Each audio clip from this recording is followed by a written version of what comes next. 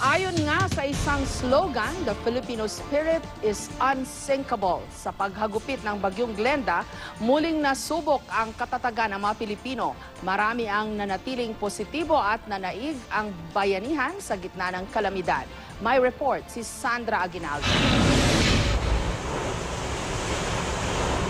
Sinoong ng Kapuso Foundation team ang nagngangalit na bagyo sa Quezon Province na siyang pinakanapuruhan ng Bagyong Glenda. Pero wala palang panama ang sasakyan na dala ng team sa lakas ng hangin at ulan. Halos lamunin na nga ng baha ang isang bahagi ng sasakyan. Swerte namang may mga nakakitang residente at kahit halos padapain ng nag-aalimpuyong hangin ang kanilang mga bahay, inuna muna nila ang pagtulong.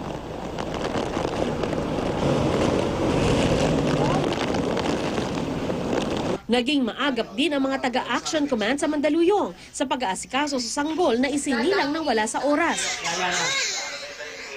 Sa tulong nila, malusog na naipanganak ang baby. Ipinamalas din ng halos lampas taong baha sa barangay Mariblo sa Quezon City ang likas na pagiging matulungin ng mga Pilipino. Aminado ang mismong punong barangay, walang maipapagamit na evacuation center sa mga residente. Pero mula sa hanay ng mga bahay na hindi inabot ng tubig, may isang nagbukas para sa mga walang mapuntahan. Siya, si Jerome, ang nagpatuloy sa mga nasalanta niyang kapitbahay kahit hindi niya kaano-ano ang mga ito. Nakikiusap sa akin, hindi naman pwedeng tanggayan. Sa Navotas, hindi nagawang burahin ng nagngangalit na hangin ng bagyo ang ngiti ng mga batang ito. Kahit pa retaso lang ng yero ang kanilang pananggalang sa lamig at ulan. Dahil sa tabi nila, naroon ang isang sako ng mga boteng pinulot nila at pwedeng pagkakitaan. Kaya kahit nangangatog, kahit paano, nakakangiti sila. Malakas man daw ang bagyo, hindi pa rin sapat para pigilan ang pag-iisang dibdib ni Kiyoshi at Magdalena nakahara. Ganon kami katatag eh.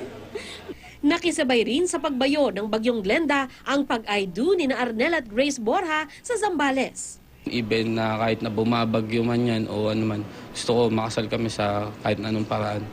Animoy may selebrasyon din ang mga taga-Mandaluyong kanina dahil sa Ilog Pasig may libreng bangus. Ayon sa mga residente, posibleng galing ang mga isda sa mga fish pen na nasira ng bagyo sa Laguna.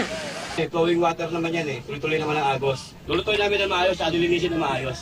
Sa Bicol na isa rin sa mga matinding na salanta, patuloy na pinapangiti ni Rogelio Concepcion ang kanyang mga kababayan. Dahil sa mga benta niyang joke at disposisyon, unti-unti na rin siyang nagiging celebrity sa social media.